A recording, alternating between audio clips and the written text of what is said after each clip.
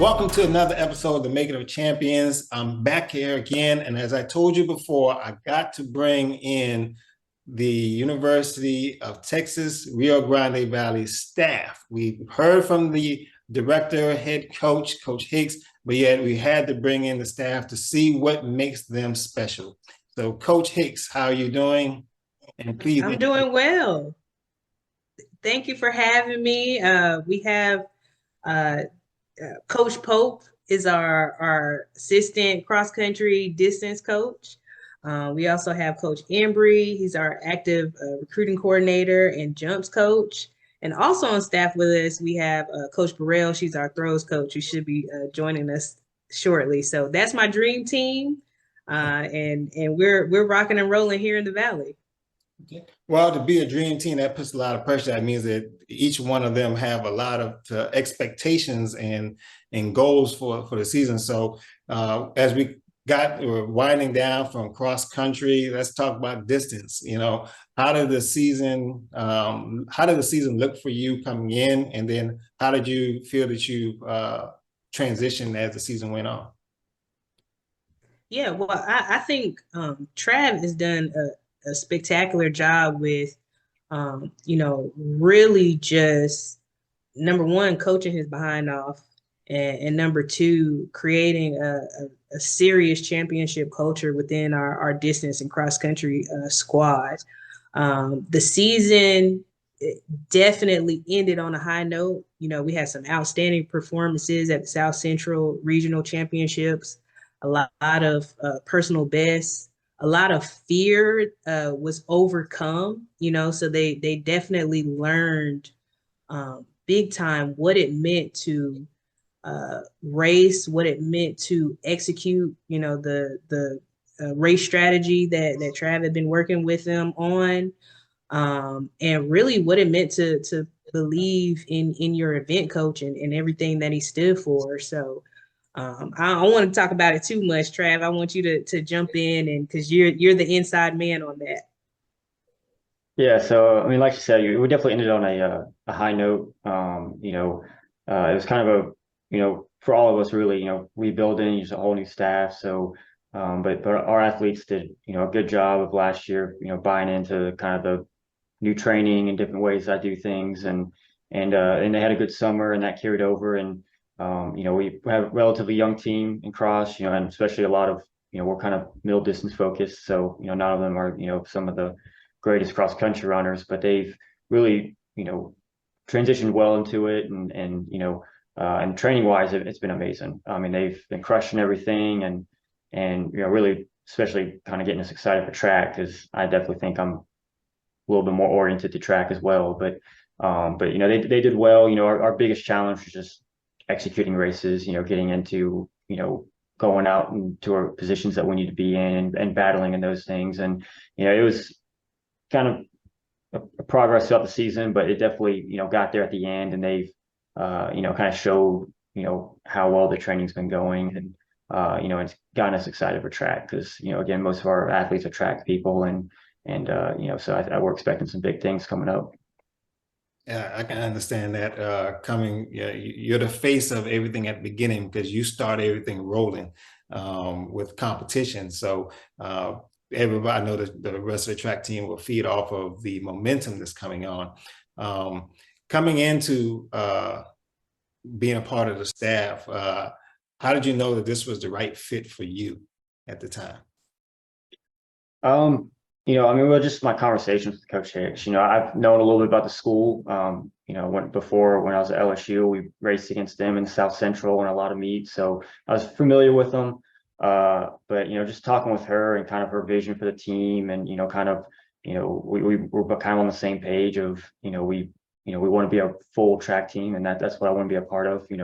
I don't want, to be cross country only or distance only. Like, I want to be part of a track team. And, we had to find our fit, and I definitely think I'm a little bit more of a middle distance type coach, and that's what we're trying to go after here. Especially within our conference, it's very heavy, long distance.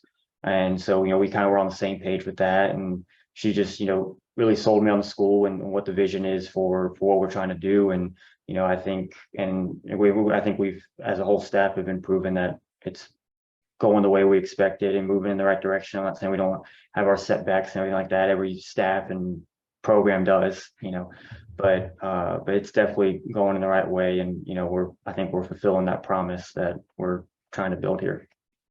Now, in a previous episode, Coach Hicks said that y'all were all that, when she came down, even through the process of applications and interviewing and everything, that this staff was very cohesive and was going to fulfill the vision that she had for the program. So, yeah, hey, head coach, don't talk bad about y'all. So, Coach Hicks, you needed a person. You said that Coach Mark has been over the recruiting coordinator and working with the jumps and everything. What was so special about that young man?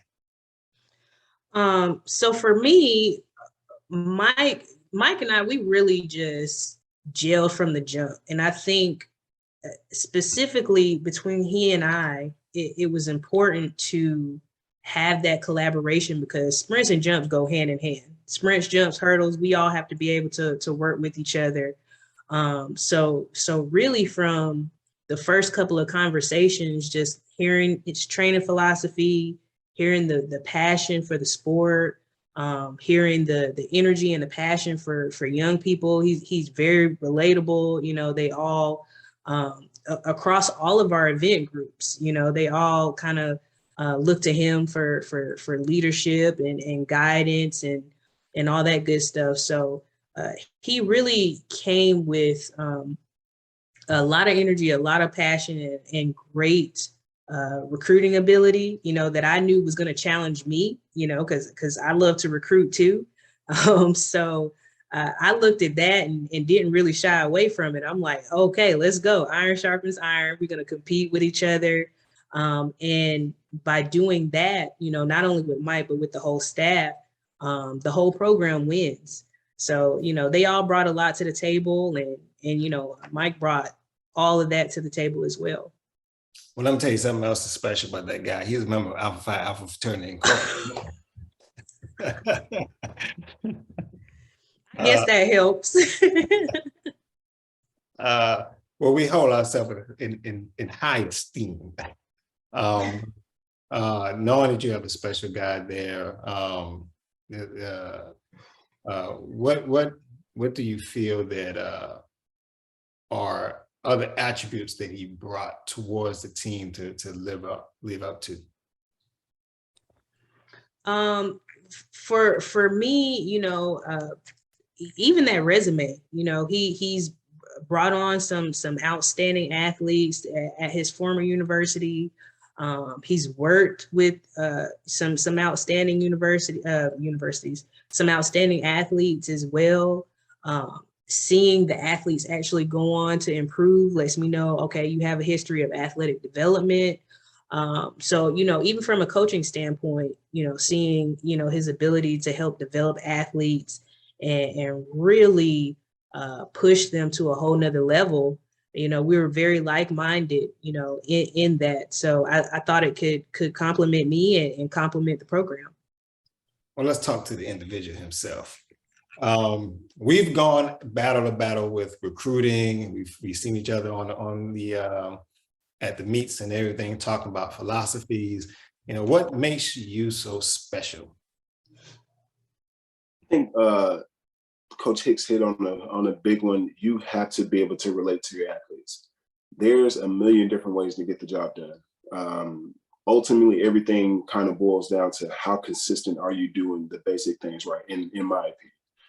But as a coach, how well can you tap into that athlete and kind of get to the same level, get down to earth with that athlete? That's everything. If that athlete isn't able to trust you, as a coach, as a person, those things, it's not going to happen. You can be one of the best or the best coach in the world, but if they are not willing to follow you, you will never have that athlete to the potential of who they are as a person, which ultimately, rolls over to who they are as an athlete, all those other things. It's funny, I was just talking with Coach Burrell think it was Friday, matter of fact, when we were leaving the weight room, and we were just kind of breaking down, like, she asked me, like, how have you done what you've done so far? And I'm like, Coach, it has nothing to do with athletics at all. Nothing. Most of this stuff has, everything to do with how I treat each individual person as a person. And then from there, the trust is built, and then we can, roll on to do the things necessary, on the track, in the weight room, classroom, all those type of things. Okay. So how do y'all function as a group? When you're out there on the track, how do y'all function there in time and space? It's interesting. Coach Hicks said something. I never really thought about it until she actually said it. I'm not going to treat you all the same. I'm going to treat you fair. I've heard her say that multiple times, but it's the truth though. And I say that to my athletes, like, I'm not going to expect the same thing out of you as I expect, out of her. I'm not going to give the same workouts all the time that I do with you, with this person. It's going to be times where I'll have, I think I have 12 athletes in the sprints, jumps. The jumps, multis area.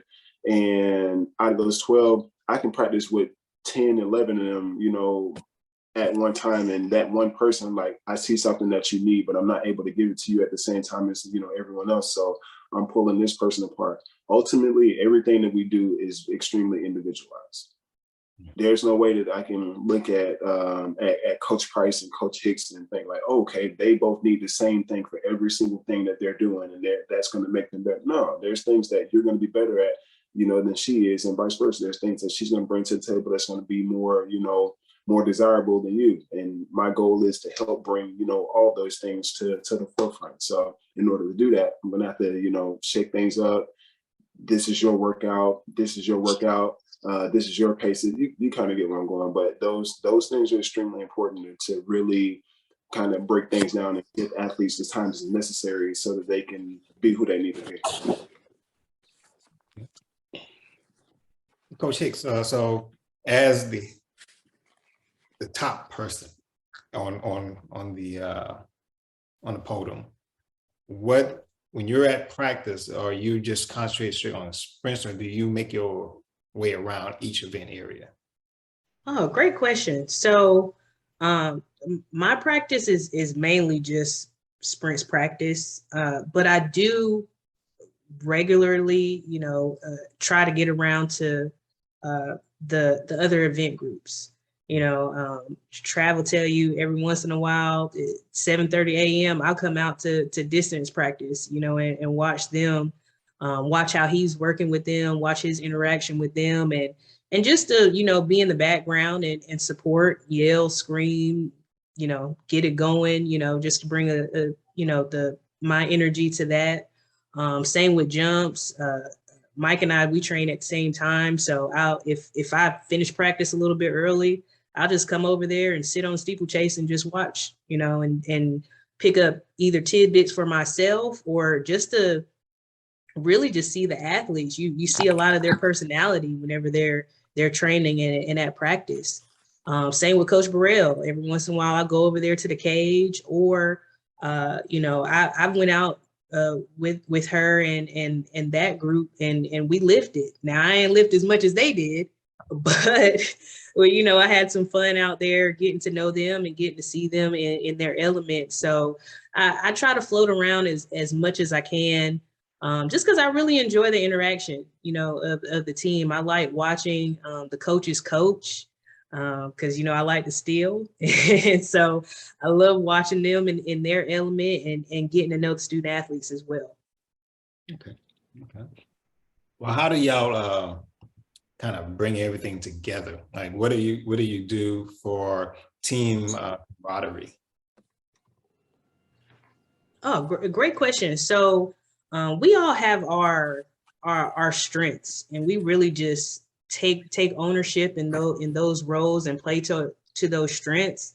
But not only that, it allows us to collaborate and make time to really build that championship culture, whether it's putting together team bonding events, community service stuff, That's actually one of Coach Burrell's main roles and her duties that she's done an outstanding job of. She does creative events, scheduling team bonding, just any type of creative thing that we can do just to keep camaraderie up, and allow that the student athletes to have a great collegiate experience. She's taken that. That's her baby.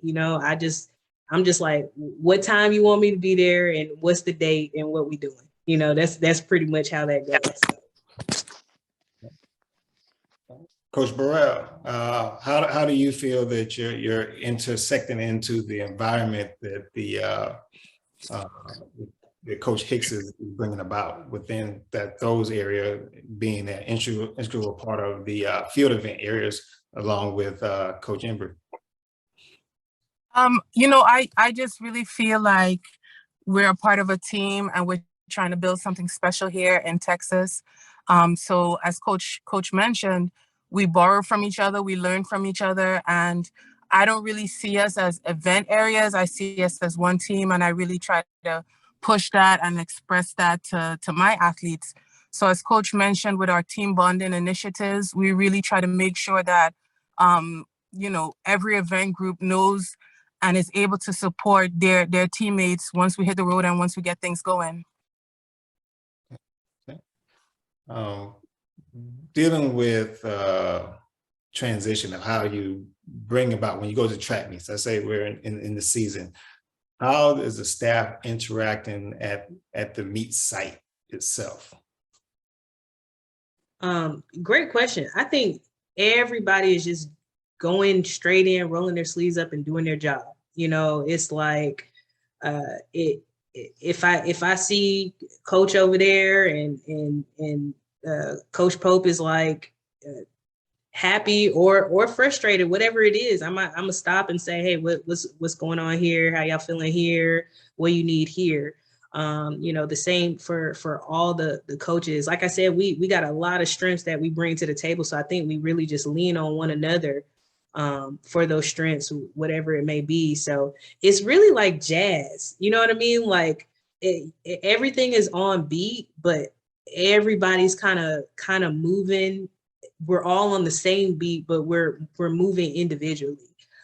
So that's really what I'm looking forward to, as we approach the indoor and outdoor season, for us to just get back into the jazz swing of things, and really start moving and shaking and competing again. Oh, nice analogy. I got a lot of analogies, man, because I like to steal. I don't even know who I got that one from.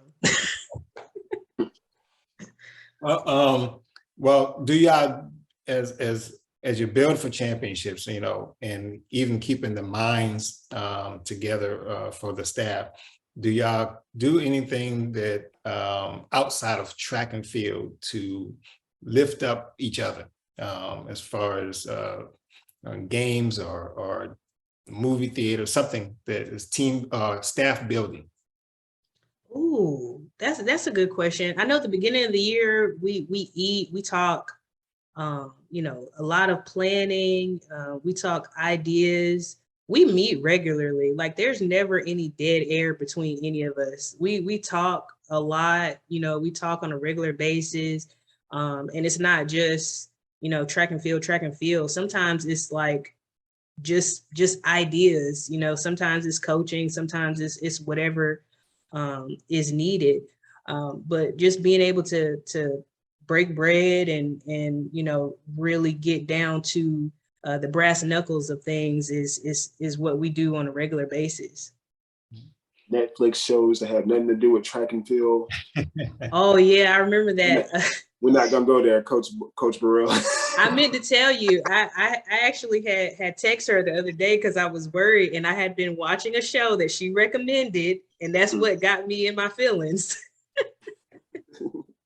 No, I think as a staff, we really complement each other, and it's a lot of track and field because that's what we love. And for me, it's about learning about the other event areas in a deeper kind of way, and just seeing how you can translate. Coach Mike and I, we talk a lot about the jumps and the throws and how the technique translate, and how just basic principles translate, and we really love talking about track and field. So yeah, outside of track and field is good, but at the end of the day, we're all track kids and we love it. So, you know, that definitely brings us together. It's a mutual bond, and it's something that is pushing us forward as a collective. Okay. Each one of you, what was, we're going to talk about Coach Hicks here now. Okay. What was something that was important to you when you were interviewing that for this position, that you found that was striking to you, that I need to be a part of this program? I would say for me, someone with the vision that everybody is going to eat.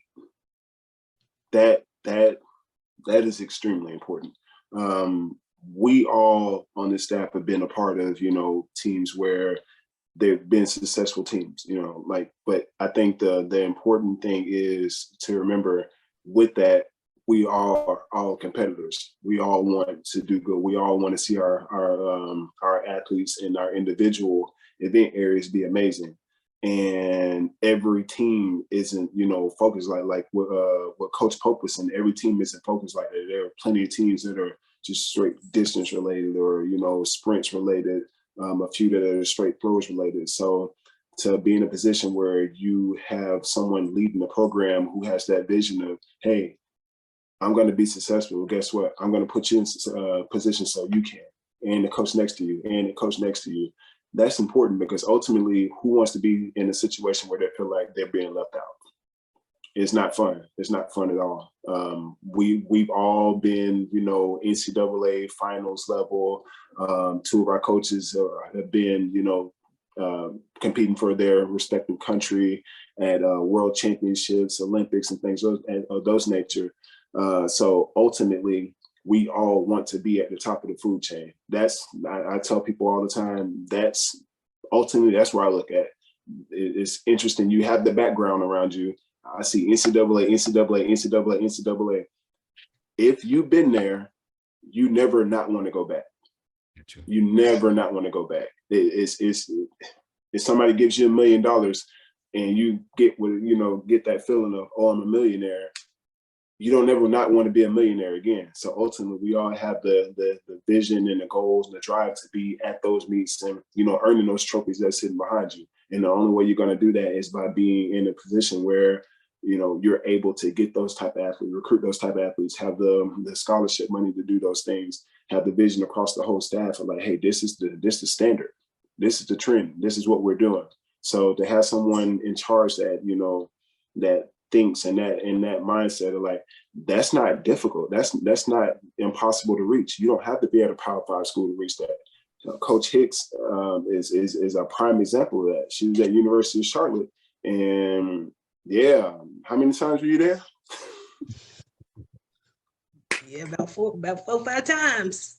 See? So it's possible. Why not us? I always think of that thing. And Coach Price, you know, we were both over in South Carolina, and it was ultimately the mindset. You see me at University of South Carolina meets, and you were at Bethune-Cookman. I'm sure you guys had the same mindset when you were at Bethune.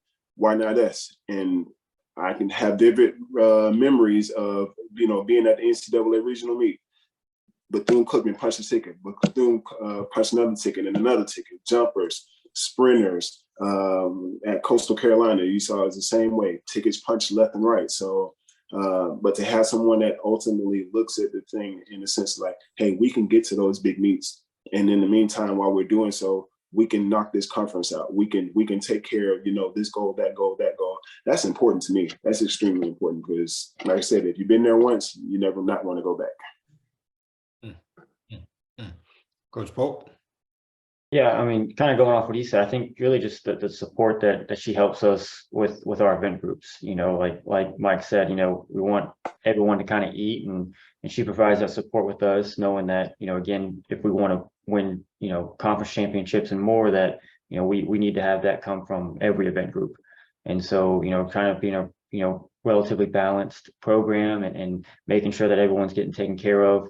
and she really, does a good job of, kind of listening to, our opinions and the things that we might need and things that we may be able to do better. And she always takes that into consideration. And I think that's, really a big reason why we've been moving in the right directions and things like that. So, the support was a big thing. And just, again, the vision that she brought of, us, we're in a conference that, we think we can, if we do things a certain way and we support it in a certain way, that we can get out to those championships. Because again, there are a lot of teams out there that are very focused on one side or the other. But ultimately, if you want to win championships, you gotta, I'm not saying that there won't be one event group that's more dominant than the other, but ultimately you gotta have contributions from everybody. Coach Barak. For me, what attracted me to the school ultimately, of course, is Coach Hicks. And it's just from our very first conversation, I felt very relaxed and comfortable with her. And I felt as if this is somebody that I can learn a lot from. She understands where I'm coming from. So I just felt like it was just a great fit for me. And so now that we've worked together for almost a year, I just feel really comfortable with my staff. And because of that, I can push boundaries to get us to where we ultimately want to be. So, it's just a situation that I'm really grateful for, a situation where we try to be balanced and we also support each other. Coach Pope and his crew went down to NCAAs, and, as a person in the throwing events, I've never been so invested in cross country. I went to meet this year. It was great. It's just the balance that Coach Hicks has been able to create within the staff, I think, is what's going to get us to where we want to be. So for that, I'm grateful. So now, what does it take to become champions? Just throwing it up there. Anybody can take it. Yeah, anybody. Well, for me, I've always considered myself to come from a place of work, just hard work. I never really considered myself to be very talented, but now that I'm coaching, I realize, of course, I was blessed with talent, but it's always down to hard work. And I see that in our staff. I see us grinding day in and day out. And once you put the work in, I believe that everything else falls into place. Good sentiment. Yeah, I think kind of going off of something that Coach Mike said, it's building those relationships with the athletes. I think, again, there's a lot of different ways to coach athletes. They're individuals, they have strengths and weaknesses. But when you build that trust with them and bring in the right kids and build that right culture, obviously you still need to know the X's and O's, but if you don't have the right athletes and the right culture, those X and O's aren't ever going to stick. So really getting that buy-in from the athletes and the rest of the staff and building that culture of success. I've seen it done other places, and I see a lot of the same things being done here.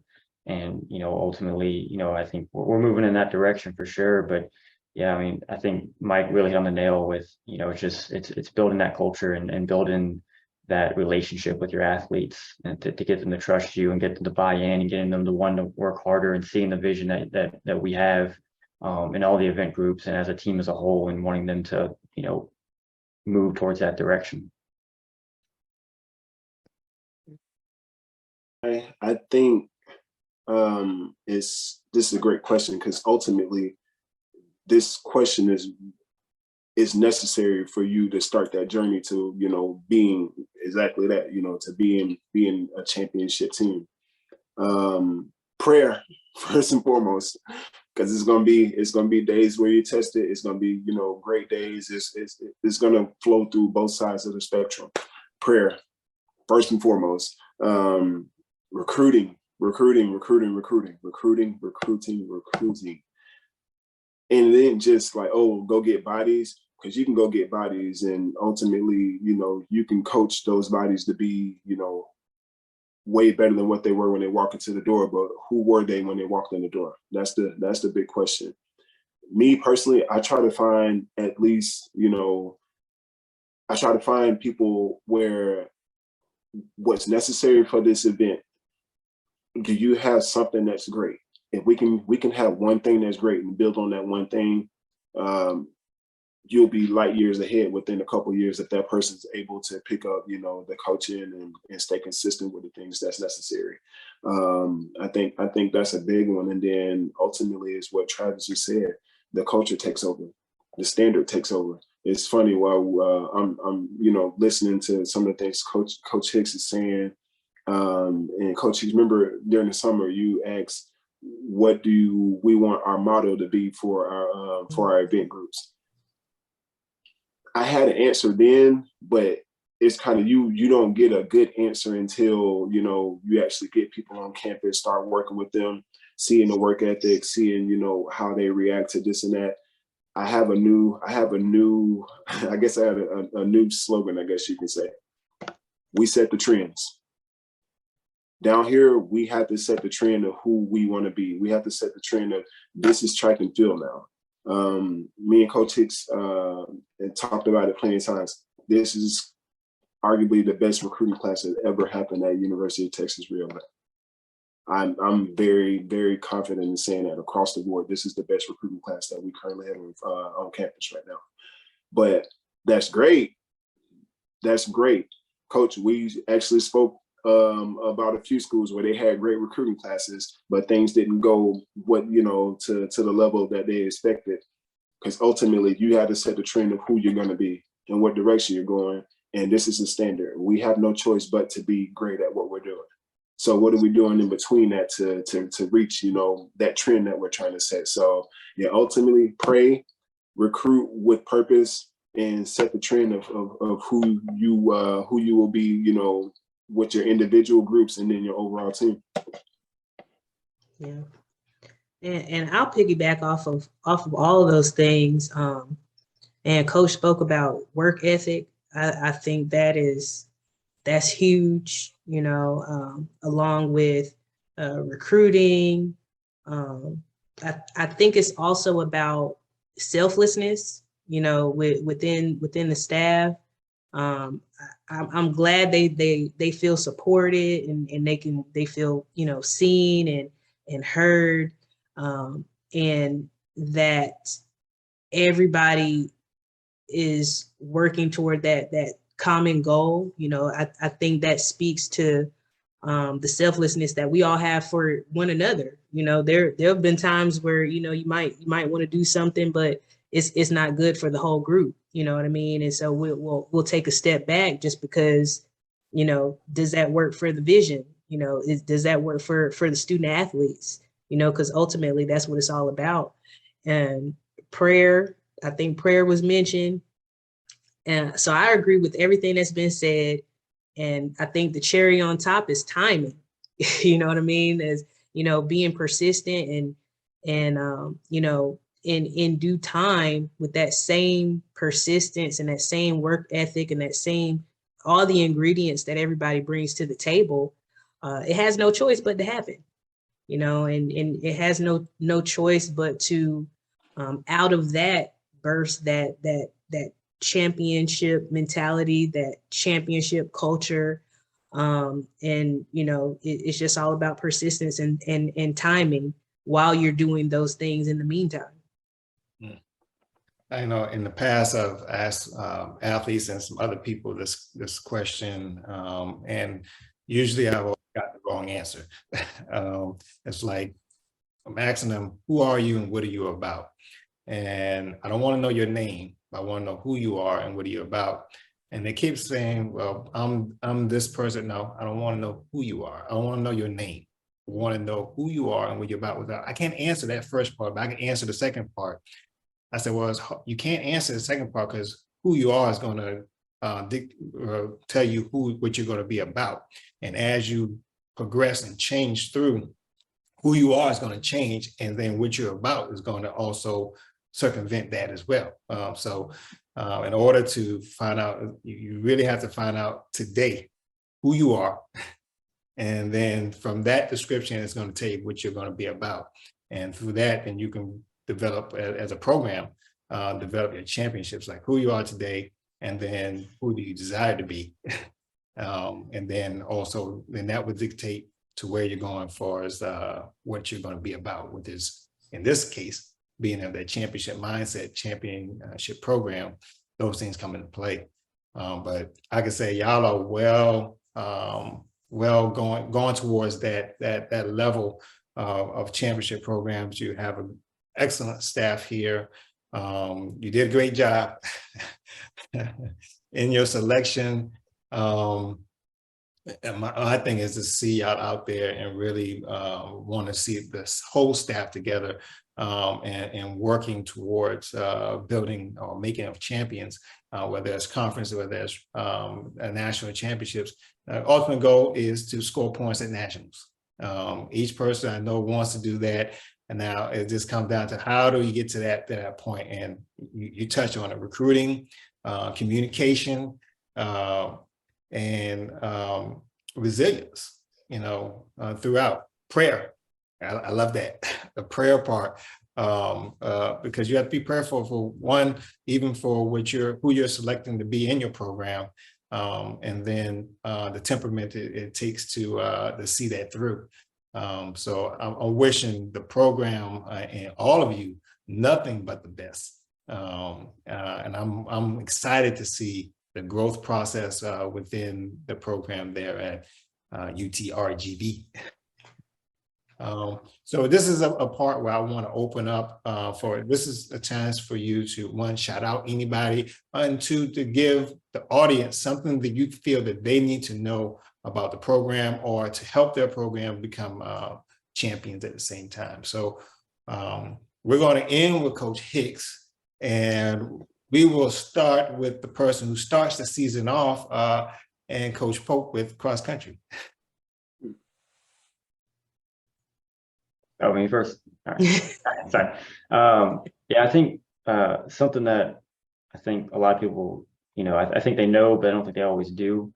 In terms, it's listening to the athletes. Ultimately, I think every coach kind of has a system and thinks their system works, but you got to know your athletes, and you got to listen to them and be reflective. I think it's the biggest thing.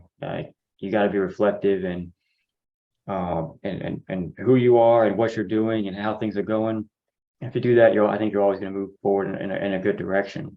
I think that's one of the biggest takeaways I think a lot of coaches can take is just being reflective in the good things and bad things, and then try to move from that. Okay. Let's go to the strength part of everything, and our throws, Coach Bauer.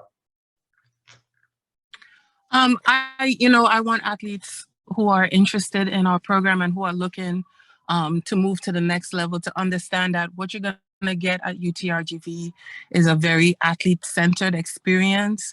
We hold our athletes at the core of what we do. We don't just encourage you to be champions on the field, we also encourage you to be champions in the classroom. I know for a fact that Coach Hicks, Coach Pope, and Coach Mike, myself, we all care about the development of young people.